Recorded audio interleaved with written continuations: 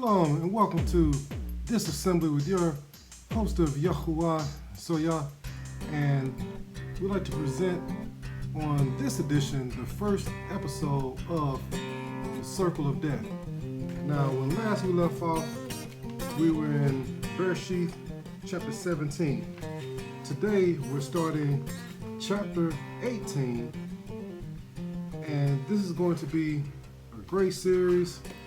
There is going to be some crazy things happening, things that I enjoy reading about, things you should enjoy learning about. And let's begin. Thank you, Father, for giving us this beautiful day to receive your word and to learn just a little bit more about you and where we come from and where we should be going. Thank you in the name of your son, Yahusha. Chapter 18, verse 1. And Yahuwah appeared unto him in the plains of Mamre, and he sat in the tent door in the heat of the day. Yahuwah visited Abraham yet again, and it was a hot day. It could be that even Yahuwah was hot. So hot that Abraham indeed was sitting down in the entryway of his tent to conserve energy in this heat. It was likely a shaded area. Now, when Yahuwah appeared, Abraham did not see him. It is implied here, sort of, that Yahuwah saw him. In fact, as he stood in Abraham's presence, Abraham sat down in the shade of his tent. It would seem strange that Abraham would sit down if he had seen Yahuwah when he appeared, especially since it had been some time since he had been in his presence. Not to mention that last time he disappointed Yahuwah something terrible. So terrible, in fact, that Yahuwah essentially gave Abraham a piece of his mind. Then, inexplicably, Yahuwah flew away. Abraham pissed him off. Yahuwah gave him a piece of his mind and then flew away. That's wild. Now, Yahuwah and the other Elohim with him went up. As it said, Elohim went up from him. They all flew away. An interesting note, we do not know what time of year this is or what season. Since the writer says he appeared as Abraham sat in the heat of the day, probability says it is summer, though not necessarily. Also, we are not sure what time of day it is, seeing how today temperatures can rise rapidly and reach a peak early in the day. So, chances are that this was before 2 p.m. on a summer day. And like I said, we don't really know what time of year it is because sometimes, it get warm in the winter. And, I don't think seasons just go back and forth from being summer one day and winter the next, then back to summer. I don't think that happens. So, it's probably summer. But, like I said, we don't know exactly anyway. Verse 2. And he lifted up his eyes and looked, and lo, 3 men stood by him. And when he saw them, he ran to meet them from the tent door and bowed himself toward the ground. This is a strangely worded sentence. In verse 1, Abraham did not see Yahuwah come into his presence, although Yahuwah was a distance away from him. And when Abraham did look up toward where he was, 3 other men stood by him, or him. As we keep reading, it says that when he saw them, he ran to meet them. Therefore, when Abraham looked up, 3 men stood by Yahuwah, and Abraham ran to meet them. Thus, when here implies that a time period, whether long or short, passed by before Abraham saw them. So, there were a total of 4 men that Abraham ran to meet. I assume he ran because he saw Yahuwah.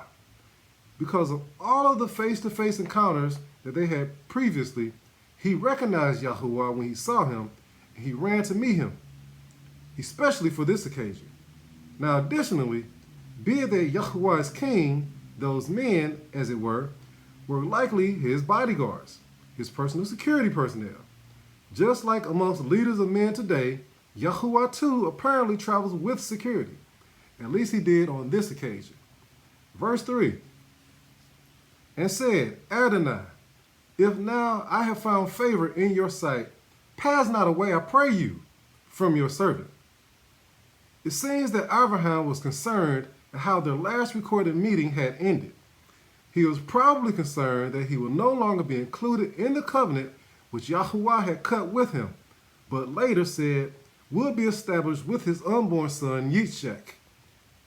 Had his belief caused him to forfeit his claim to the covenant? So now he says to Yahuwah, if now, as though to say, are you over being upset with me?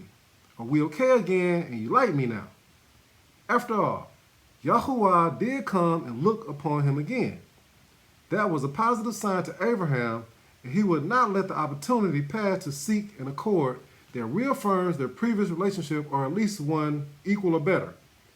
So, have you jumped on an opportunity to reaffirm your relationship with Yahuwah? Have you jumped on the opportunity to establish one with him? That's a practical application for this verse. Verse 4. Let a little water, I pray you, be fetched, and wash your feet, and rest yourselves under the tree. Abraham is practically begging Yahuwah to spend some time with him.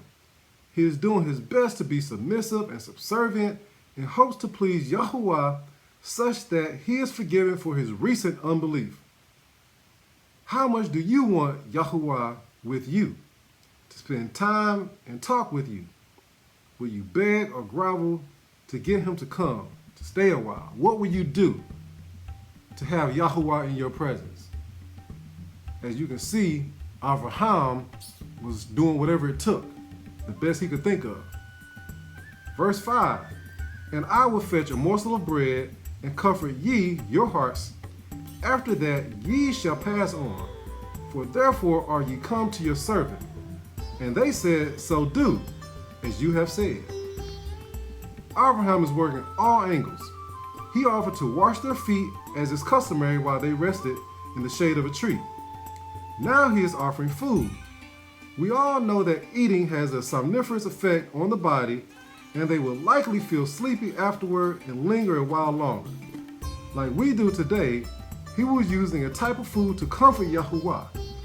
Abraham said, I will comfort you. He was trying hard to ease the tension, the disappointment that had previously come about because of his non-belief. So Abraham is offering food to soothe his upset heart and calm his fury, as well as a foot massage. Now, who could turn that down?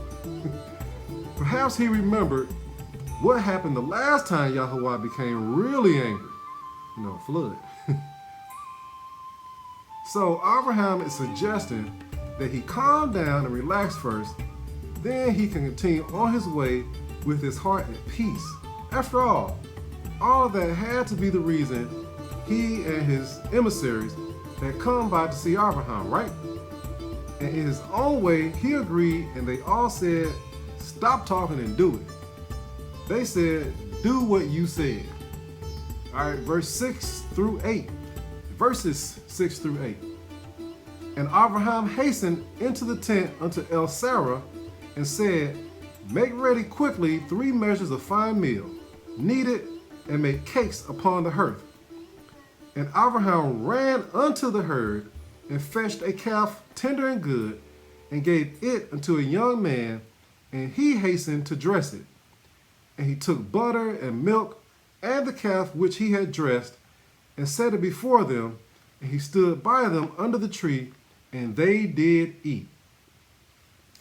Here we see that although Abraham is of age, he's quite old now, Abraham is still quite the athlete.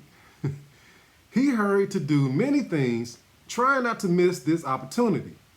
This was urgent to him. How urgent is it to you not to miss an opportunity with the Father? Do you hurry in an effort to appease him and make him comfortable with you? Is he an urgent situation for you? This was so urgent that this older soul was running. He ran and fetched a calf. It would not be a stretch to think that he carried the calf to the young man in order to take less time. He dressed the calf, to me, says that he slaughtered it and prepared it to be cooked. He possibly even arranged side items with it if they had some and if that was their customary thing to do. Nonetheless, he was doing and overseeing multiple tasks at the same time. How many tasks do you try to accomplish for Yahweh? Now, although Abraham was, doing this for himself to further his relationship, better his relationship, he was doing this for Yahweh. He was doing this to appease him, okay? And to please him. Is it too much to ask that you set your life aside and solely focus on pleasing him as Abraham did? Or is Yahweh too demanding and require too much of your time, energy, and focus? And after Abraham had finished all these tasks, all that work, all of that physical running around in his advanced age, he served them. He completed the meal as best he could, probably cleaned himself a bit as not to offend, and he served these 4 men. Do you serve Yahweh? And in all the time it must have taken Abraham to accomplish all these things, Yahweh and his men waited.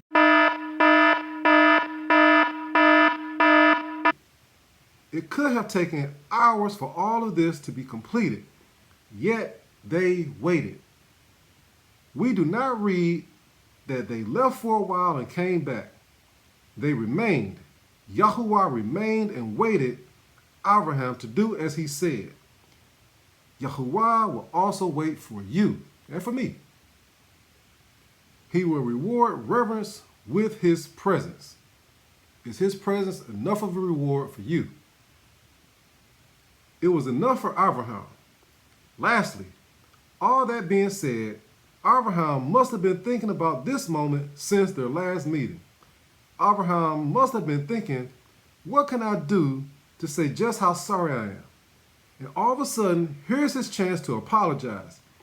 He had to take advantage of this opportunity and make things right with the Father. Everything he did, Abraham was saying how sorry he truly was. Although he is never mentioned as having verbally expressed sorrow or saying he was sorry, his actions screamed regret. What do you do to demonstrate how sorry you are for disappointing the Father? Do you just verbalize it, or do you work your sorrow and speak by your actions? One last note here. Sarah is referred to as El Sarah. Is that because up to now she had not expressed disbelief and is obedient to follow where Abraham leads? And the Father and the men they ate the food which Abraham had set before them. He was not in some multiphasic state, the Father. He was tangible, physically present, and consumed a physical meal, as all men do. Now we're going to cut off here. We'll pick it up in chapter 18, verse 9 on the next episode of this assembly. Thank you for joining us, and I pray that you have enjoyed this good day. Thank you, and I'll see you next time.